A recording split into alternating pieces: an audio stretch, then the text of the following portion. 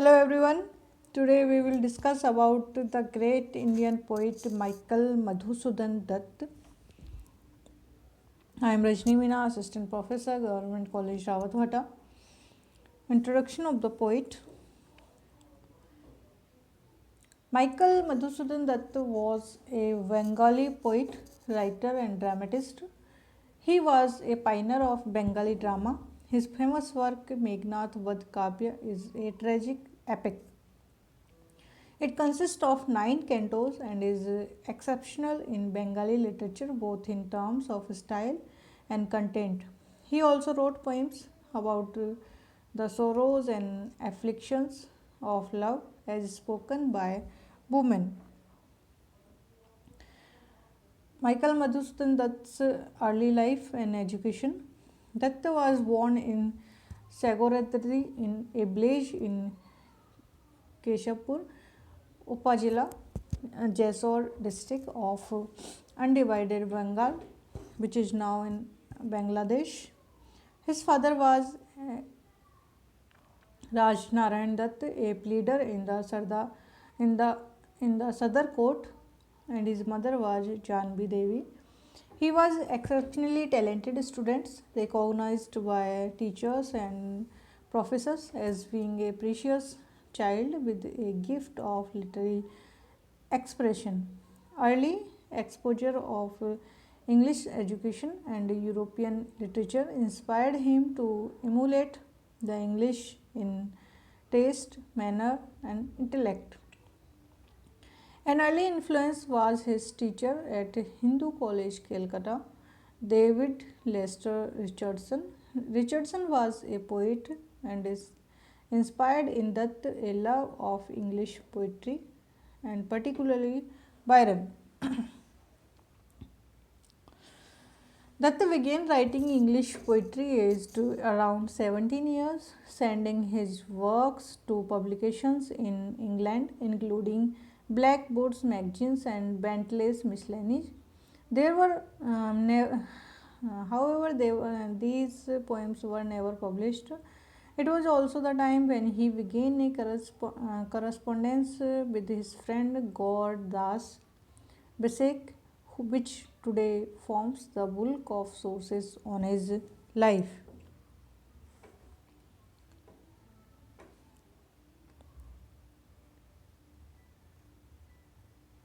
Madhusudan embraced Christianity at the old mission church in spite of the objections of his parents and relatives on 9 February 1843.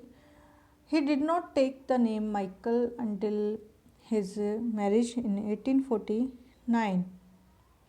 He had to leave Hindu college on account of being a convert.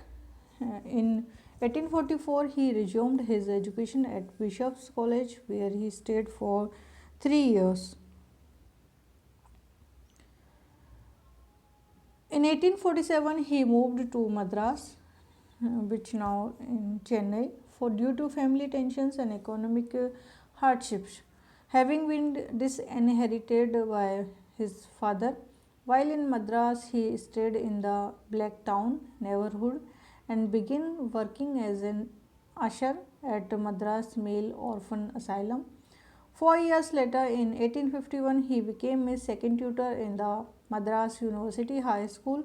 He edited and assisted in editing the periodicals Madras Circulator and General Chronicle, Athenaeum, Spectator, and Hindu Chronicle. His literary life, early works, 1849 to 1855. Dutt wrote exclusively in English in his early writing years. The Captive Lady was published in 1849, and like Derozio's The Fakir of Changira is a long narrative poem in which it is difficult to sustain one's interest. In the Anglo-Saxon and the Hindu, an essay in florid, even purple prose are references to and quotations from almost the whole of Macaulay's shelf of European books. He was greatly influenced by the works of William Wordsworth and John Milton. That was spirited, bohemian, and romantic. Calcutta years. The period which he Calcutta years 1858 to 1862. The period during which he worked as a head clerk and later as the chief interpreter in the court marked his transition to writing in his native Bengali. Following the advice of Bethune and Baisek, he wrote five plays: Sharmista 1859, Padmavati 1859, एक ही बोले एक ही की बोले सभ्यता 1860, Krishna Kumari 1860, and Buro Salikar Gharron 1860.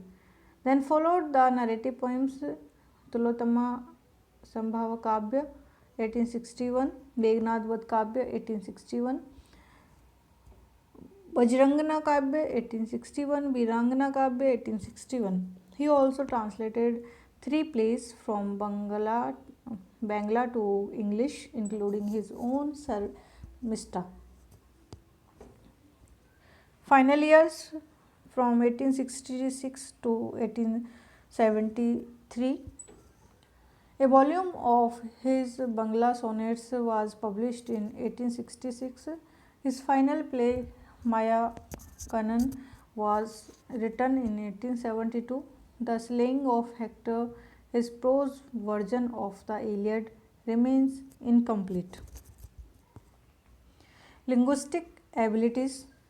Madhusudan was a gifted linguistic and polyglot. He studied Hebrew, Latin, Greek, Tamil, Telugu, and Sanskrit.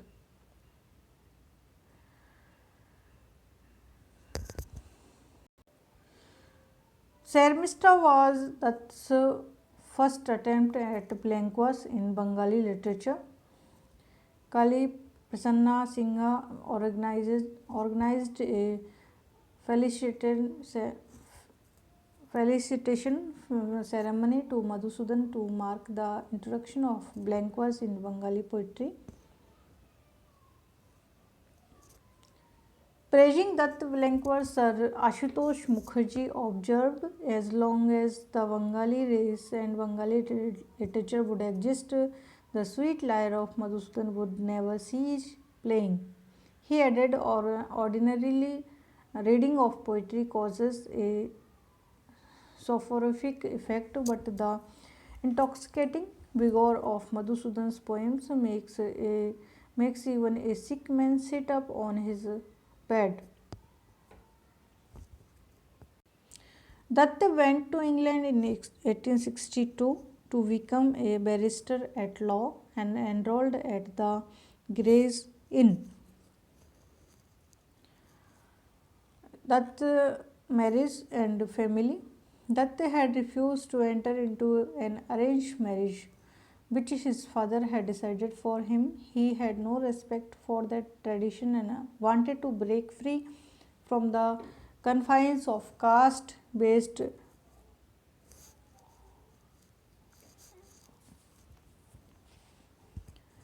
endogamous marriage. His so called knowledge of the European tradition convinced him of the so called superiority of marriages made by mutual consent or love marriages. He was the first Indian to marry a European or Anglo Indian woman, while in Madras he married Indo Scottish Briton Rebecca Thompson McTwish, a 17-year-old resident of the Madras Female Orphan Asylum, on 31 July 1848. Datta assumed the name Michael when the marriage was registered in the baptismal register. They had 4 children together. He wrote to Bisek in December 1855, "Yes, dearest Gaur, I have a fine English wife and 4 children."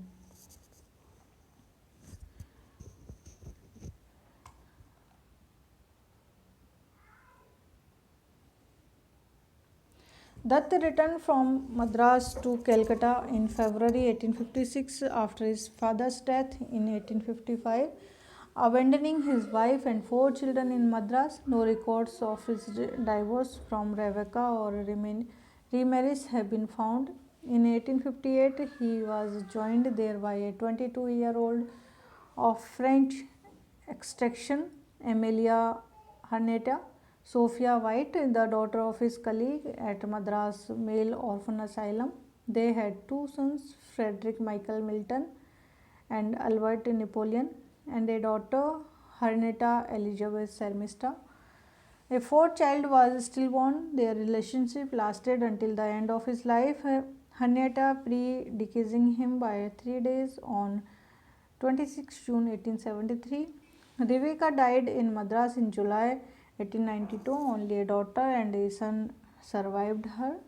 The son, Mactwish Dutt, practiced as a pleader in the court of small causes in Madras.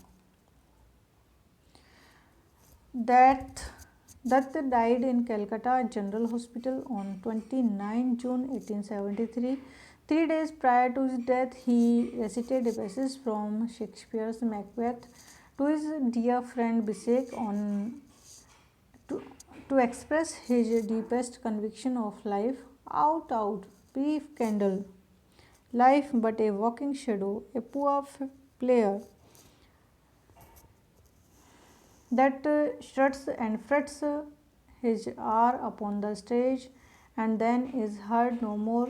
It is a tale told by an idiot, full of sound and fury, signifying nothing. That was largely ignored for 15 years after his death.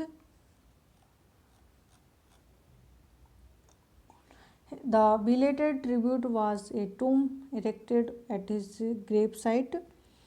His epitaph, a verse of his own, reads: Stop a while, traveller.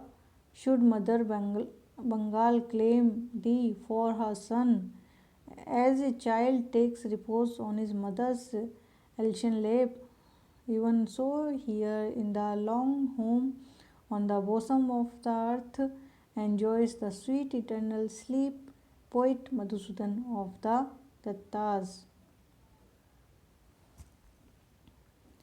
Today, centuries after his